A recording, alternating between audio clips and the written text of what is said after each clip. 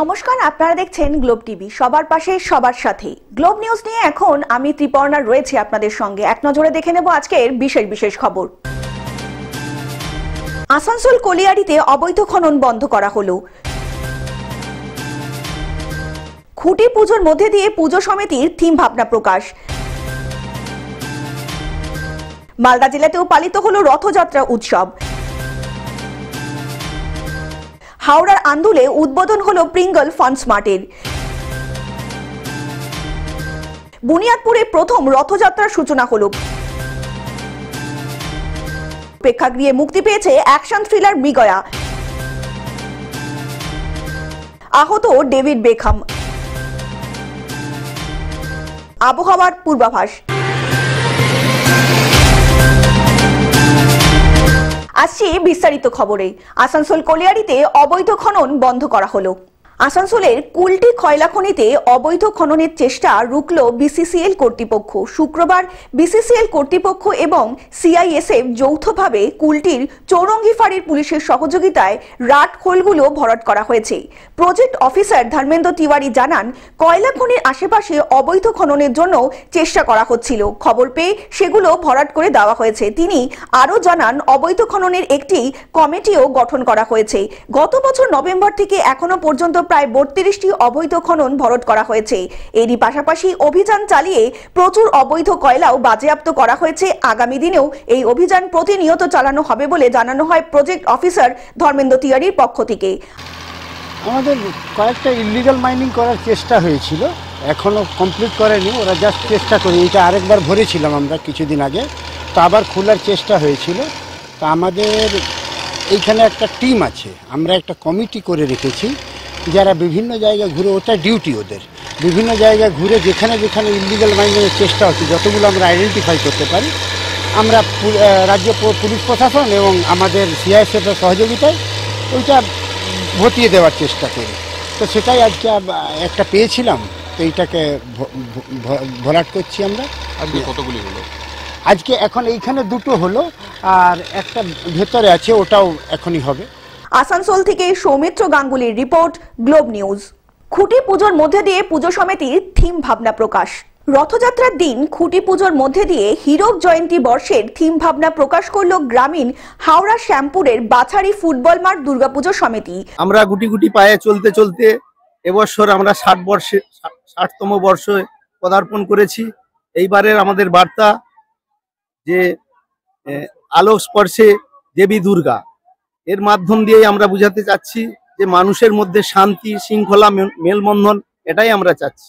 হাওড়া জেলার ঐতিহ্যবাহী অর্ধ শতাব্দী প্রাচীন বাছারি ফুটবল মাঠের দুর্গাপুজো সমিতি বিগত বৎসরের ন্যায় বাছারি যে ফুটবল পূজা দুর্গাপূজা কমিটি সারা হাওড়া জেলার মধ্যে একটা কৃতিত্বের দাবি রাখে। তার বিভিন্ন বৎসরেই তার কৃতিত্বের অধিকারী হয়েছে। এবছরও সেই থিম ভাবনা দিয়ে মানুষের কাছে যেমন ঐক্যের এবং মানুষের মেলবন্ধনের বার্তা দিতে চেয়েছে। সমস্ত মানুষকে আজকের এই রথযাত্রার শুভ লগ্নে এবং আজকের খুঁটি পূজার মধ্য দিয়ে সকাল থেকে বর্ণাঢ্য শোভাযাত্রা থেকে শুরু করে সাংস্কৃতিক অনুষ্ঠান এবং প্রীতিভোজের মধ্য দিয়ে মানুষকে মেলবন্ধনের মধ্য দিয়ে আজকে তার খুঁটি পুজো শুরু হয়েছে। এবছরে হীরক জয়ন্তী বর্ষে পদার্পণ করল দুর্গাপুজো। তাই রথযাত্রার দিন বর্ণাঢ্য শোভাযাত্রা ও খুঁটি পুজোর মধ্যে দিয়ে এবছরের থিম ভাবনা প্রকাশ করল দুর্গাপুজো কমিটি।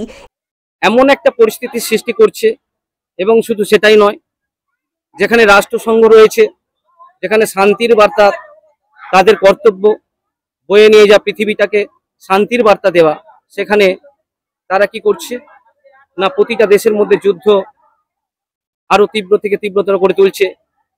এই 1 বৎসরের মধ্যেই যেভাবে বিভিন্ন দেশের মধ্যে একটা হিংসাত্মক বন্যা বয়ে গেল, তাই আমাদের এবারে ভাবনা যে প্রতিটা মানুষের মধ্যে শান্তির বার্তা ফিরে আসুক এবং অন্ধকার দূর হোক। আমাদের এইবারের থিম ভাবনা আলোক স্পর্শে দেবী দশভুজা। তাই মায়ের কাছে একটাই অনুরোধ, তার সন্তানদের যেন আবার আলোক স্পর্শে আবার নতুন করে ভাবনা দিয়ে সমস্ত মানুষকে একসঙ্গে শান্তির বার্তা পৌঁছে দেয়। এটাই আমাদের ভাবনা। এবছরে তাদের থিম ভাবনা আলোক স্পর্শে দেবী দশভুজা। সম্পাদক অভিজিৎ মল্লিক বলেন, আনুমানিক 30 লক্ষ টাকা ব্যয় করে সুবিশাল মণ্ডপটি তৈরি হচ্ছে। সবাইকেই বাজি ফুটবল মাঠ দুর্গা পূজা সমিতির পক্ষ থেকে রথযাত্রার শুভেচ্ছা। তার সঙ্গে সঙ্গে আমাদের আজকের খুঁটি পূজা, আমরা বিগত কয়েক বছরই এই রথযাত্রার দিনেই খুঁটি পূজাটা করে থাকি। এখানে আমাদের 9টি গ্রামের সমন্বয়ে এই পূজা, বহু মানুষের সমাগম। আমাদের লক্ষ্য এবং উদ্দেশ্য হচ্ছে মানুষের মধ্যে মিলন মঞ্চ তৈরি করা। আমাদের মাঠটিকে আমরা মিলন মঞ্চ বলে ভাবি। বিশ্ব জুড়ে যুদ্ধ নামক যে অন্ধকার সৃষ্টি হয়েছে, সেই অন্ধকার থেকে বিশ্ববাসীকে আলোর পথ দেখাতে এবছরে মণ্ডপে দশভুজা সাজছেন আলোক স্পর্শে। লক্ষাধিক সুদৃশ্য আলোকমণ্ডলী দ্বারা পুজো মণ্ডপটি সাজিয়ে তোলা হবে বলে জানান পুজো কমিটির সম্পাদক। প্রথমেই হাওড়া দর্পণের সমস্ত দর্শক বন্ধুদের বার্ষি ফুটবল মাঠ দুর্গাপূজা সমিতির পক্ষ থেকে অনেক ধন্যবাদ, কৃতজ্ঞতা এবং শুভ রথযাত্রার অভিনন্দন জানাই। আপনারা সবাই জানেন, প্রতি বছর বার্ষি ফুটবল মাঠ নিত্য নতুন থিম এবং সমাজ সংস্কারের বিভিন্ন বার্তাকে আমাদের বঙ্গবাসী তথা ভারতবাসীকে দিতে চেয়েছে। হাওড়া থেকে মতিয়ার রহমানের রিপোর্ট, গ্লোব নিউজ। মালদা জেলাতেও পালিত হলো রথযাত্রা উৎসব। সারা দেশের পাশাপাশি মালদা জেলা শহরেও নেতাজি মোড় ইসকন মন্দিরে পালিত হলো রথযাত্রা উৎসব। রথের দড়িতে টান দিতে 8 থেকে 80 সকলেই ভিড় জমিয়েছিলেন। শুক্রবার বিকেল 3টে নাগাদ আনুষ্ঠানিকভাবে পূজা অর্চনার মধ্যে দিয়ে আরতি করার পর নারকেল ফাটিয়ে রথযাত্রার শুভ সূচনা করা হয়।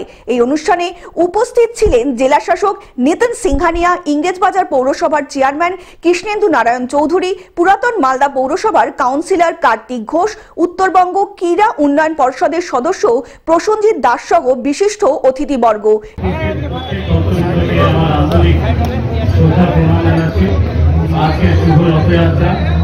এবং এত ভক্তবৃন্দ আমাদের এখানে এসেছেন, ইসকনের প্রভুদেরকে আমার আন্তরিক শুভেচ্ছা এবং এত সুন্দর আয়োজন ওনারা করেছেন, প্রত্যেককে আমার আন্তরিক ধন্যবাদ। নেতাজি মোড় ইসকন মন্দির থেকে 3টি আলাদা রথ বেরিয়ে সারা মালদা শহর পরিক্রম করার পরেই মাসির বাড়ি পল্লীশ্রী মাঠে রথটি পৌঁছায়।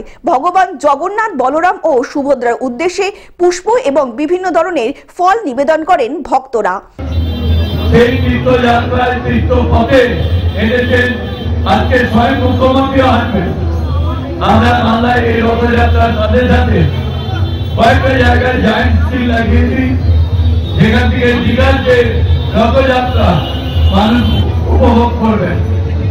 ভগবানের কাছে এটাই প্রার্থনা, যাতে সবাই আনন্দে থাকে, শান্তিতে থাকে, এই কামনা করে আমার বক্তব্য শেষ করছি। ধন্যবাদ।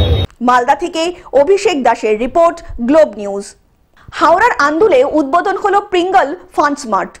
টাকা শুধু বিনিয়োগ নয়, গ্রাহকদের বিশেষ সুবিধা দেওয়ার চিন্তাভাবনা নিয়ে হাওড়ার আন্দুলে উদ্বোধন হলো প্রিঙ্গল ফান্ড স্মার্টের।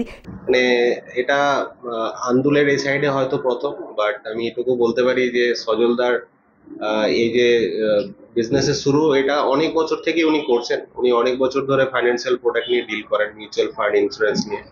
আজকের দিনে প্রায় 50 কোটি টাকার উপর অ্যাসেট উনি ম্যানেজ করেন।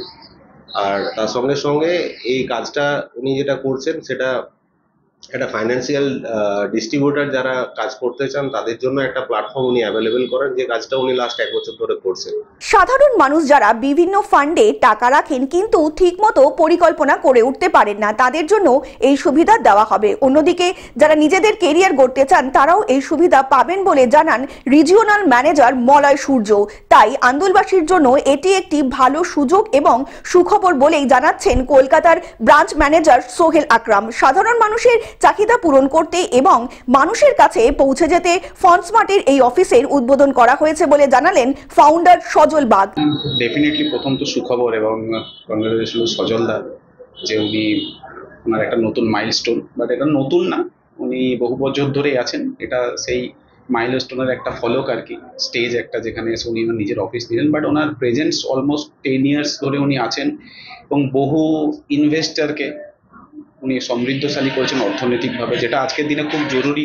তিনি আরো জানান, যারা ঠিকমতো পরিকল্পনা করে টাকা রাখতে পারেন না এবং নতুনদের জন্য কাজের সুযোগ, সবকিছু মাথায় রেখে এই পরিকল্পনা করা হয়েছে বলে তিনি জানালেন। Actually, এই অফিসটার চিন্তাভাবনা মানে লোকের ফাইন্যান্সিয়াল গোল ফুলফিল করার জন্য আমি অনেকদিন ধরে কাজ করছি, বাট তার কোনো একটা মানে ছিল না, কোনো অফিস ছিল না সেইভাবে, তো সেই জন্য এখানে অফিসটা আমরা আজকে স্টার্ট করলাম। ঠিক আছে। হাওড়া থেকে অর্পণ সিংহের রিপোর্ট, গ্লোব নিউজ। বুনিয়াদপুরে প্রথম রথযাত্রার সূচনা হলো।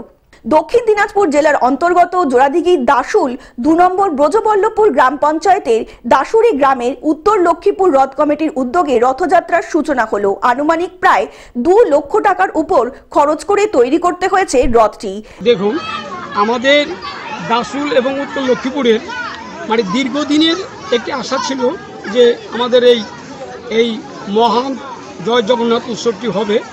এই উৎসবে এই এলাকার সমস্ত ধরনের মানুষ তারা একত্রিত হয়ে এই কাজটি মানে ওনারা মাথায় নিয়েছেন এবং সেটাকে সুসম্পূর্ণ করার জন্য এলাকার মানুষের কাছে আবেদন করেছেন। সেটা বেশ সুন্দরভাবে এলাকার মানুষ তারা আমাদের সাথে সায় দিয়েছেন এবং কাজটিও বেশ সুন্দরভাবে হয়ে গেছে এবং এতে এলাকার মানুষ খুবই আনন্দিত। লোহার কাঠামো তৈরি করা হয়েছে এই রথটিতে।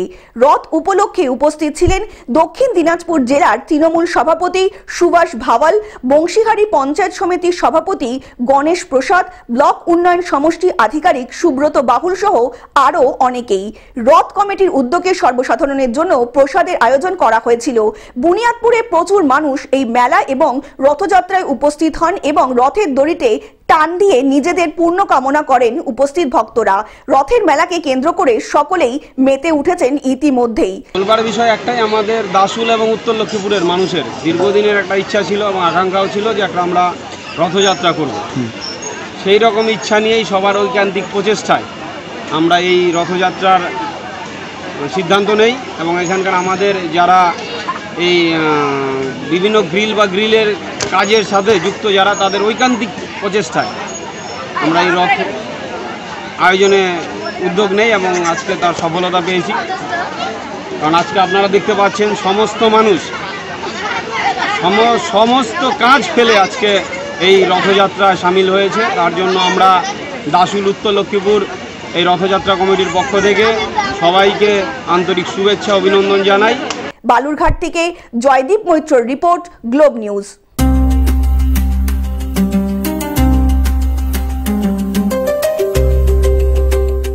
প্রেক্ষাগৃহে মুক্তি পেয়েছে অ্যাকশন থ্রিলার মৃগয়া।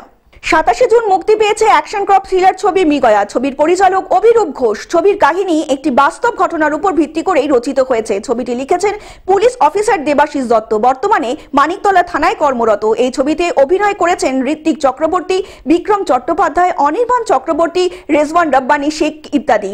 সৌরভ দাসকে দেখা যাবে খলনায়কের চরিত্রে। প্রিয়াঙ্কা সরকার একজন যৌনকর্মীর চরিত্রে অভিনয় করেছেন। তাছাড়াও রয়েছেন সুস্মিতা সরকার, সুস্মিতা রায় সহ প্রমুখ কলাকুশলীরা। বিনোদনের জন্য পারমিতা চৌধুরীর প্রতিবেদন।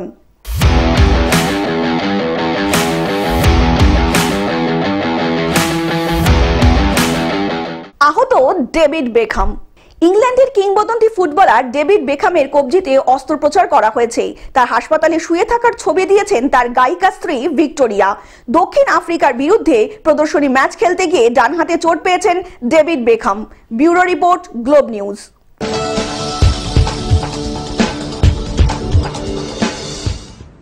আবহাওয়ার পূর্বাভাস। দক্ষিণবঙ্গের সর্বত্র সারা সপ্তাহ জুড়েই বিক্ষিপ্তভাবে হালকা থেকে মাঝারি বৃষ্টি হতে পারে বলে জানিয়েছে আলিপুর আবহাওয়া দপ্তর। তবে দক্ষিণ পশ্চিম মৌসুমী বায়ুর পাশাপাশি দক্ষিণবঙ্গের উপরে সক্রিয় হয়েছে অক্ষরেখা। নতুন করে একটি নিম্নচাপ অঞ্চল তৈরি হয়েছে বঙ্গোপসাগরের ওপরে, ফলে বৃষ্টির দাপট বেশি থাকবে। উত্তাল থাকবে সমুদ্র। মৎস্যজীবীদের জন্য আলাদা করে এখনো সতর্কতা জারি করা হয়নি হাওয়া অফিসের তরফ থেকে। তবে সমুদ্রে ঝোড়ো হওয়ার পূর্বাভাসও দেওয়া হয়েছে ইতিমধ্যেই। সেই অনুযায়ী মৎস্যজীবীদেরও সাবধান থাকতে বলা হয়েছে। Bureau report, globe news. Television ছাড়াও গ্লোব টিভি এখন সমস্ত সমাজ মাধ্যমে উপলব্ধ। বিস্তারিত জানতে ফোন করুন আমাদের টোল ফ্রি নাম্বার 1800891974 অথবা লগ ইন করুন আমাদের ওয়েবসাইট www.globetv.in এ। গ্লোব নিউজ এখন এ পর্যন্তই। দেখতে থাকুন গ্লোব টিভি, সবার পাশে সবার সাথে। নমস্কার।